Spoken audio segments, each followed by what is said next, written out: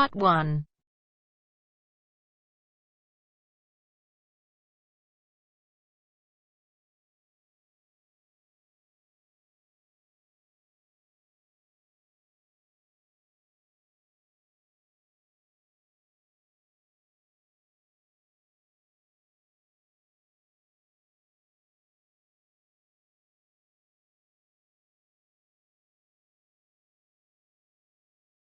A man wants to place an order by telephone for some office stationery. Listen to the conversation between the woman and the man and answer the questions.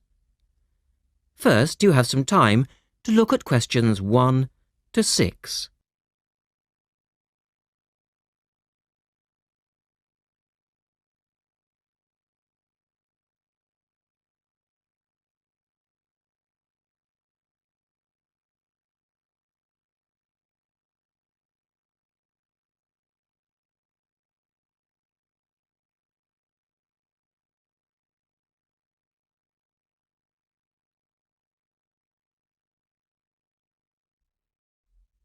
Now we shall begin.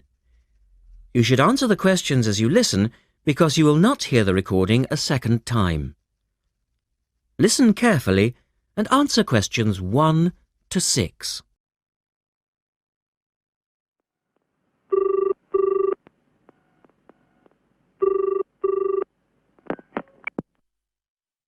Thank you for calling Millennium Office Supplies. If you would like to place an order, please press 1. Your call has been placed in a queue. A customer service operator will be with you shortly.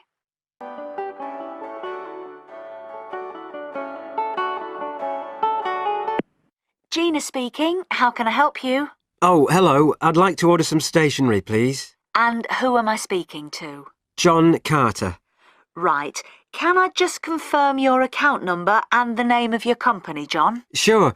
The account number is 692411. 692411. Right. And you're from Rainbow Computers? No, the company is Rainbow Communications. Oh, OK. I'll just fix that on the system. Communications. And what would you like to order, John? Envelopes. We need a box of A4, that is, normal size envelopes. White, yellow or manila? We'll have the plain white, please. But the ones with the little windows. OK. One box, A4, white. Just the one box, was it?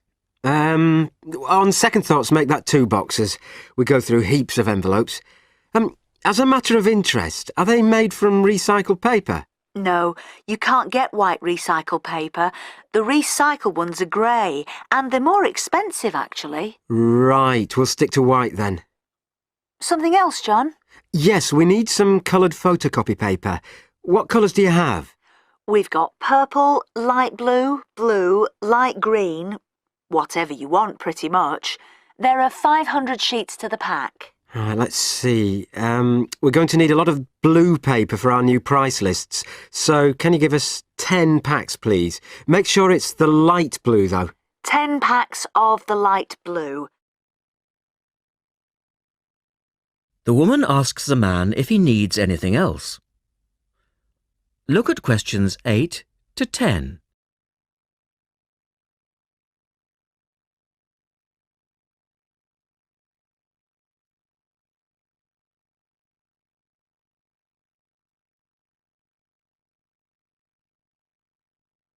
Now listen to their conversation and answer questions 8 to 10. Anything else that we can help you with? Let me think. What else do we need? I'm sure there was something else. Pens, paper clips, fax paper, computer supplies, office furniture? Oh yes, we need floppy disks. Do you have those nice coloured ones? Yes, but they're a bit more expensive than the black ones. Oh, that's all right. I'm not paying anyway. Right. Floppy disks. And what about diaries for next year? We've got them in stock already and it's a good idea to order early. No, I think we're all right for diaries. But something we do need is one of those big wall calendars. You know, one that shows the whole year at a glance. Do you stock those? We certainly do. OK, can you include a wall calendar then, with the other stuff? Just make sure it's got the whole year on the one side. Sure. And do you have a copy of our new catalogue? No, I don't, but could you send one? Yes, I'll pop one in with the order. You'll find it a lot easier to remember what you need if you have our catalogue in front of you next time. Yes, good idea. And when can you deliver this? Should be with you tomorrow morning. Can you make sure that it's not after 11:30 a.m? Because I have to go out at 12. There's only myself here on Fridays. Fine. I'll make a note on the delivery docket that they should deliver before 11:30. Thanks very much. Thanks. That is the end of part 1. You now have half a minute to check your answers.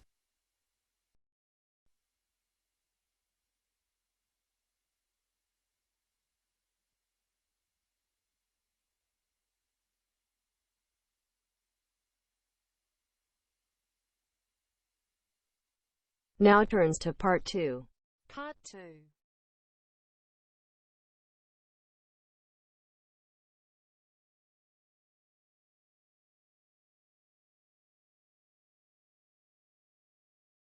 You will hear a reporter talking on the radio about an artist's exhibition. Look at questions 11 to 18.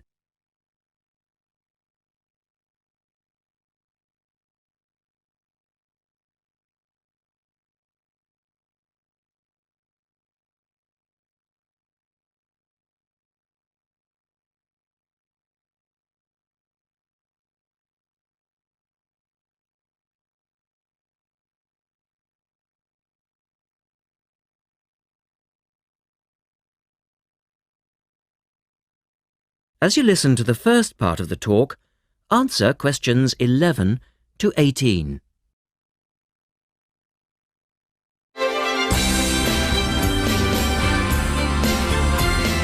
And now for some information on local events and activities.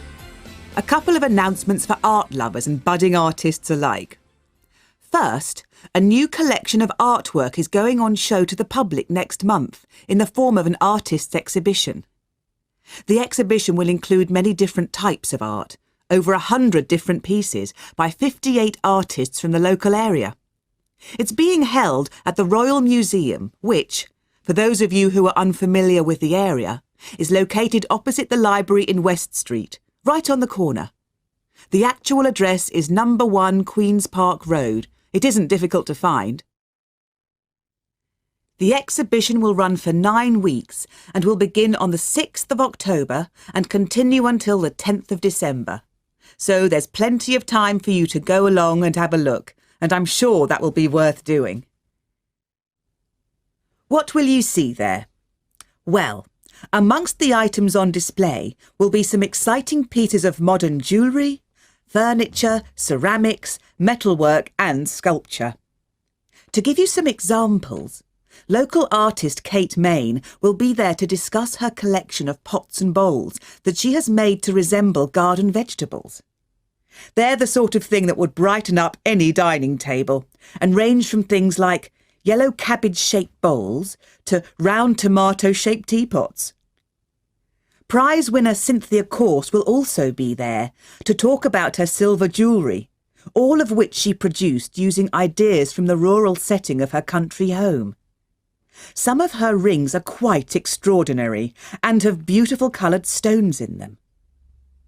Or, if you prefer sculpture, there's plenty of that too.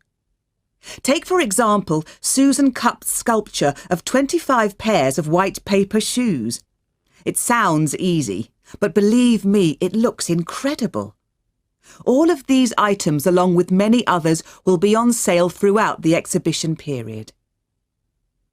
As part of the exhibition, there will be a series of demonstrations called Face to Face, which will take place every Sunday afternoon during the exhibition, and these will provide an opportunity for you to meet the artists. Now look at questions 19 and 20.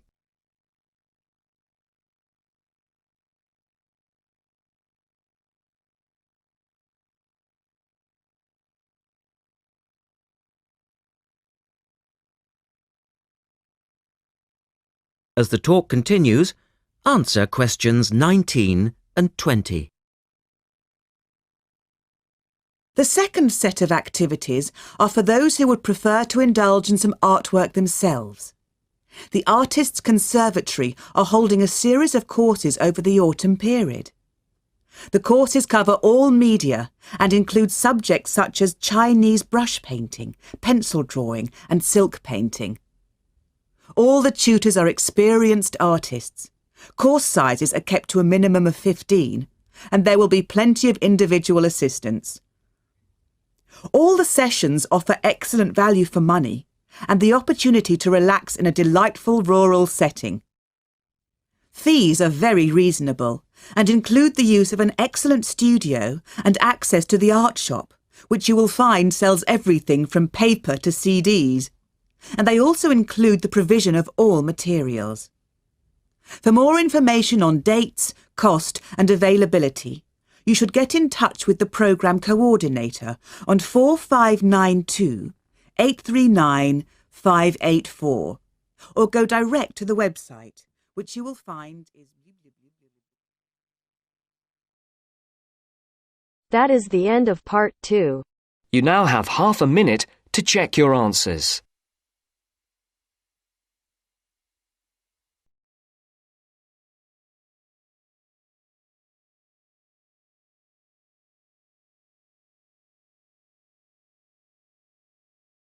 Now turns to part 3. Part 3. In this section, you will hear an interview with a wildlife specialist called Alison Sharp talking about bears. In the first part of the discussion, they are talking about the history of the bear. First, look at questions 21 to 23.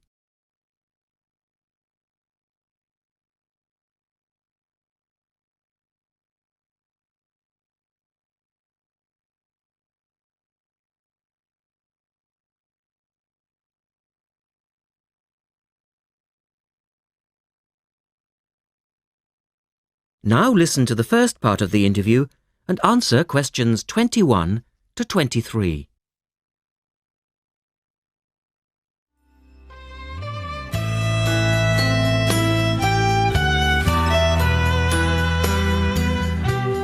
Alison Sharp has spent much of her life researching bears, and in particular, bears in danger of extinction.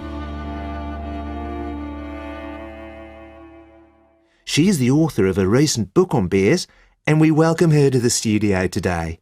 Thank you. Delighted to be here. First of all, can you give us a quick overview of the history of the bear family? Well, the bears we know today actually have as their ancestors bears which have been evolving for some 40 million years. We have fossils of the earliest true bear, and it's important to emphasize this because some creatures are called bears but are not. Such as koalas, for instance. Yes, exactly. Fossils of the true bear show a small dog-size animal with characteristics that show a blending of dog and bear traits. So the general belief is that dogs and bears were of the same family? Yes, that's the theory. And then we see the arrival of the early cave bear. We know from cave drawings that Neanderthal man used to worship this bear and at the same time fear it. Understandable, perhaps. Yes, but they need not have worried because the cave bear only ate plants. Ah! In fact, the cave bear survived 2 ice ages, but then became extinct. In the second part of the interview, Alison talks more about the situation of bears today. Look at questions 24 to 30 first.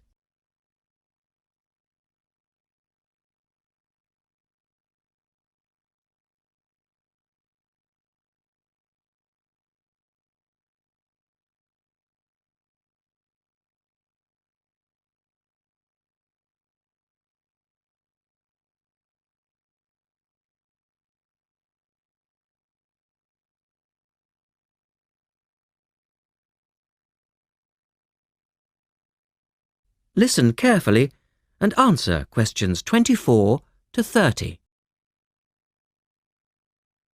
So, how many bears can we find today? And are any of them in danger of extinction? Well, I'll answer your first question first. There are 8 species of bear in all, among them the American black bear and the brown bear, from which evolved the newest species of bear, the polar bear. So, how old is the polar bear? Oh, he's a relative newcomer, just 20,000 years old. And could you tell us a little about them? Which is the largest bear, for instance? Well, the largest bear existing today is either the polar bear or the brown bear. Right. Don't we know? Well, it depends which criteria you use.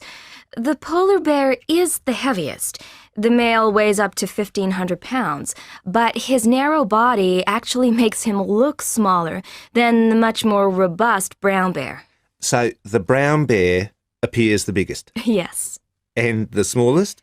Well, the sun bear is the smallest of the 8 species.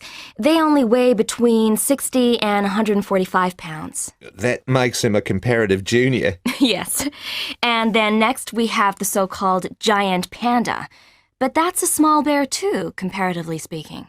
And are all bears meat eaters? No, not at all. In fact, the giant panda is almost entirely herbivorous, living on a diet of 30 types of bamboo. Yes, of course. Pandas are famous for that. And another interesting bear is the sloth bear, which eats insects, particularly termites. He can turn his mouth into a tube and suck the insects out of their nests. So, going back to my second question, are bears really in danger of extinction? Yes, indeed, they are. The sun bear in particular, as they've been hunted almost out of existence. And the habitat of the panda is also being reduced on a daily basis. Can anything be done to reduce the threat to these endangered species? I know, for instance, that it's very hard to breed bears in captivity. Yes. Well, I think that by raising people's awareness generally, we can reduce conflict between humans and animals, to stop the slaughter in parts of the world where bears are still hunted, supposedly in self-defense or to protect livestock, but often quite unnecessarily. And we can also encourage governments to preserve the natural environment of the bear, rather than allow the areas where they live to be systematically destroyed in the name of progress. Yes, of course. And in addition to these global efforts, all profits from the sale of my book will go toward the United Nations Bear Protection Program. That's wonderful.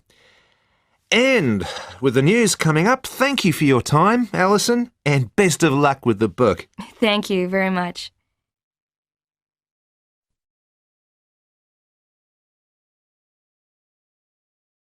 That is the end of part 3. You now have half a minute to check your answers.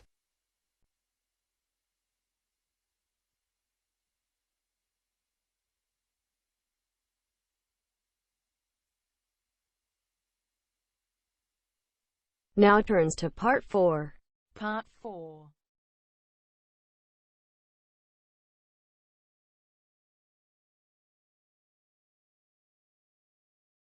You will hear a lecturer talking about the solar eclipse in history. First, you have some time to look at questions 31 to 36.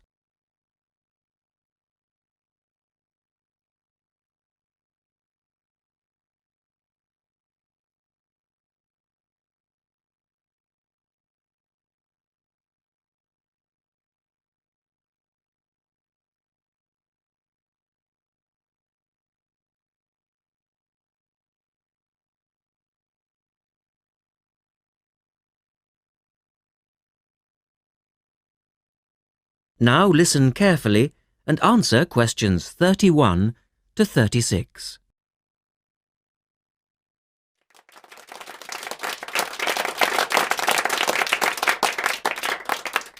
Good evening and welcome to this month's Observatory Club lecture. I'm Donald Mackey and I'm here to talk to you about the solar eclipse in history. 1,000 years ago, a total eclipse of the sun was a terrifying religious experience. But these days, an eclipse is more likely to be viewed as a tourist attraction than as a scientific or spiritual event. People will travel literally miles to be in the right place at the right time to get the best view of their eclipse. Well, what exactly causes a solar eclipse when the world goes dark for a few minutes in the middle of the day? Scientifically speaking, the dark spot itself is easy to explain. It's the shadow of the moon streaking across the Earth. This happens every year or two, each time along a different, and to all intents and purposes, a seemingly random piece of the globe. In the past, people often interpreted an eclipse as a danger signal heralding disaster, and in fact the Chinese were so disturbed by these events that they included among their gods one whose job it was to prevent eclipses. But whether or not you're superstitious or take a purely scientific view, our earthly eclipses are special in three ways. Firstly, there can be no doubt that they're very beautiful. It's as if a deep blue curtain had fallen over the daytime sky as the sun becomes a black void surrounded by the glow of its outer atmosphere. But beyond this, total eclipses possess a second, more compelling beauty in the eyes of us scientists, for they offer a unique opportunity for research. Only during an eclipse can we study the corona and other dim things that are normally lost in the sun's glare. And thirdly, they are rare. Even though an eclipse of the sun occurs somewhere on Earth every year or two, if you sit in your garden and wait, it will take 375 years on average for one to come to you. If the moon were any larger, eclipses would become a monthly bore. If it were smaller, they simply would not be possible.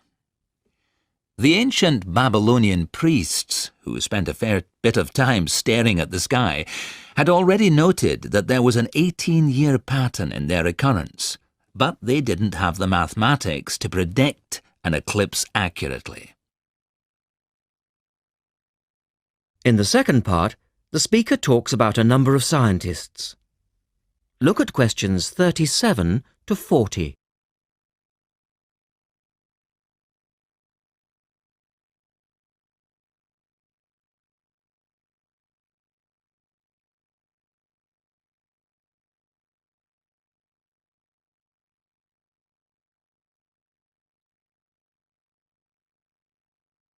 Now listen carefully and complete the table. It was Edmund Halley, the English astronomer, who knew his maths well enough to predict the return of the comet, which incidentally bears his name, and in 1715 he became the first person to make an accurate eclipse prediction. This brought eclipses firmly into the scientific domain, and they've since allowed a number of important scientific discoveries to be made.